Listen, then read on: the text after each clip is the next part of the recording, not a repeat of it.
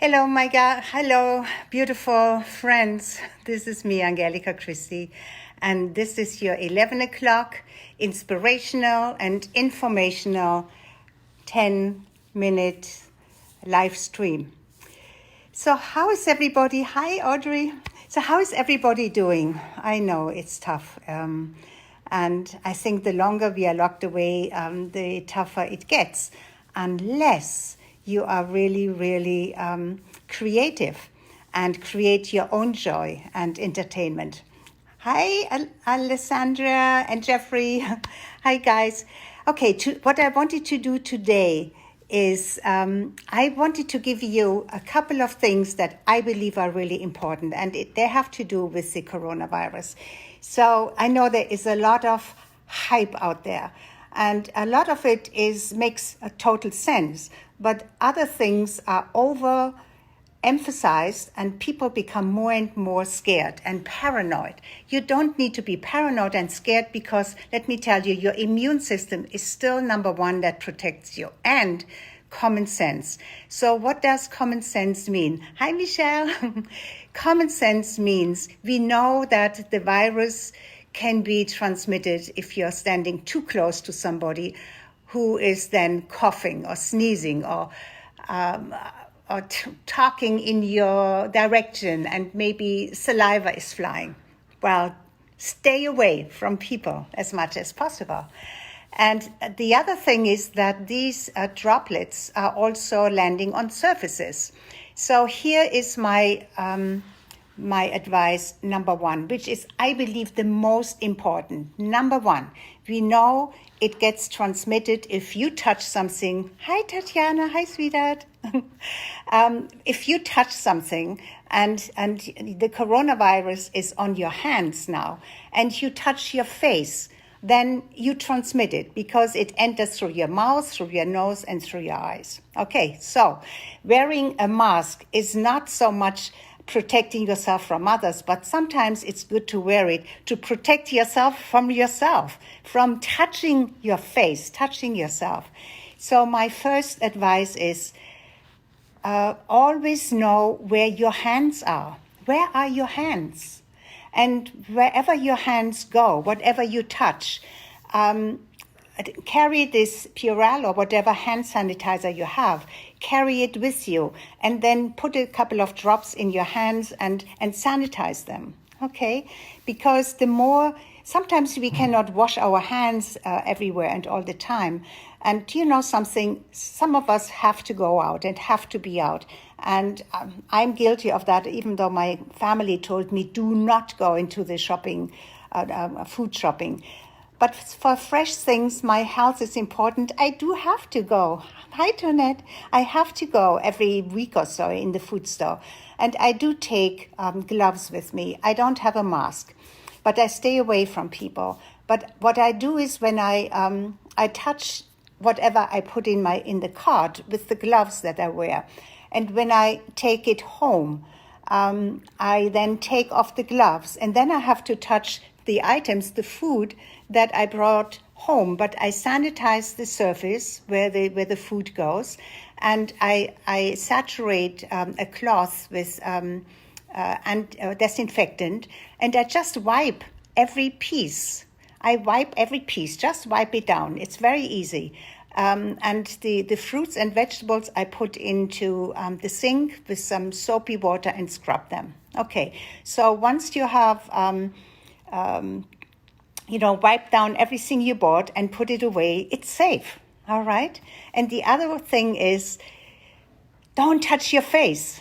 And we do this all the time, and we do this without even being aware of it. But now that the more you become aware of it, hi, Sherma, the more you become aware of it, the more you will remember.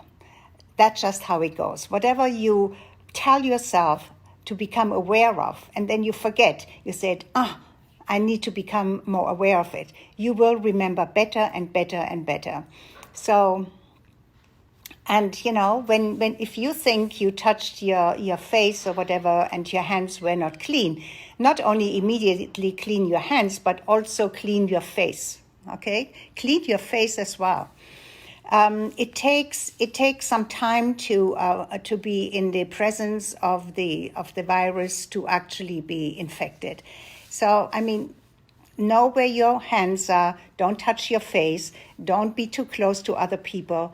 Wear a mask, and sometimes the mask. Hi, Tracy. Sometimes the mask is important to wear at home as well, just to make you aware how many times you touch your face, because you will touch your mask and you say, just touched my face. Okay, enough of that. Okay, so I also wanted to talk a little bit about your immune system, and that also starts with food. Wanted to start with food and then go into stress. So here is what I do. Because your gut, your digestive system, needs to be healthy as well to have a strong immune system. And this is what I do in the morning. I have a prebiotic. This is what I mix. I have a prebiotic and put some Vital Greens in it. Vital Greens is a high antioxidant powder. So I start my day with that. So to prepare my digestive system, I try to stay away from junk food. I know that's very difficult in times of stress and being always close to whatever food you have in the house. So willpower wears down after a while. So I don't know what you want to do with your junk food, but if you want to give it away or throw it away or lock it away, but stay away from junk food, okay? So maybe you want to eat less and pray more. I think I wrote an article about that. And then the next one is stress. Stress is created by within yourself. You can control your stress level. Stress is created by expecting too much of yourself, by being constantly or being addicted to looking for what is wrong, which means, always needing to be updated on the cases and the deaths in the world and in your area. You don't really need to know this, right? But it triggers, even subconsciously, it triggers your stress hormone, and it will lower your immune system. So please don't do this. Create an environment in your home that is positive, that is supportive. And then something else happens. You may feel guilty that you're not productive enough. Don't feel guilty, because this may be a time where you need to be still, where you don't need to be over creative. Look at, for example, a high jumper or a racehorse. They're not jumping all the time. The horse is not racing all the time. It has downtime. Your downtime, your rest is more important than ever now. Actual rest, actual sleep, but also resting in a way of reflecting, of being creative, maybe journaling. Hello, Marion. Thank you for being here. So take that time. Take this time where you are at home, where you have more time, and take that to be creative. Be creative, okay? And if you watch TV or watch something funny, laughing. You have heard it many times. Laughing is a tremendous immune builder. Laugh more. The world is the world, so what's going on outside we cannot control, but you can control your environment. You can control how you want to react to it. Hi, Joan. And so that's the most important thing. And I read something. I'm reading this book, which is called Sick Face, Black Heart. What a strange title that is, right? But I found it extremely interesting. And we are trying to fight our negativity so often. But here in this book, and I underlined it, It says creativity, negativity and creativity. And it talks about enjoy your non-productivity. Know that it is part of your productivity. And when you're inspired, you will soar like a rocket and burn like a comet, right? Because we have those spurts. But negativity is really, often we blame our negativity as a cause of failure in our work. In fact, the source of our problem is not our negativities, but rather that we have chosen uninspiring tasks that bring forth our negativity. So become aware of what are you surrounding yourself with? What are the tasks that you are doing? If they create or trigger negativity, change the task, okay? Change the task. And here it says, I'm going to reveal one of the greatest secrets. And that's about feeling safe and feeling secure. Well, we want to feel safe and secure, and especially in those times that we are living in now. But there is no total security, okay? There is no total security anywhere in the world. So relax about it. And the only ones who always feel totally secure are the fools and the saints. I found that so funny. And there's a truth in that. If you're a fool, nothing really bothers you, right? And if you're a saint, nothing bothers you either, because your world is not of this world. Your world is beyond where you want to go after this life is over and done with. Okay, so this is, I hope this gave you a little bit of an inspiration of not feeling guilty when you rest and feel that you should be really active. No, inactivity. Pray more. As I said before, eat less and pray more. Whoever you pray to, there's only one God, most high in the universe, one creator, one divine presence. That presence is everywhere around you, in everything, and also within you. So align with that divinity, align with that incredible power that gives you the protection of knowing that you are part of a much bigger story, and that your life is exactly where it should be.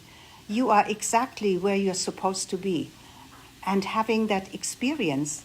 And yet the experience is really up to you. You want to have the greatest experiences.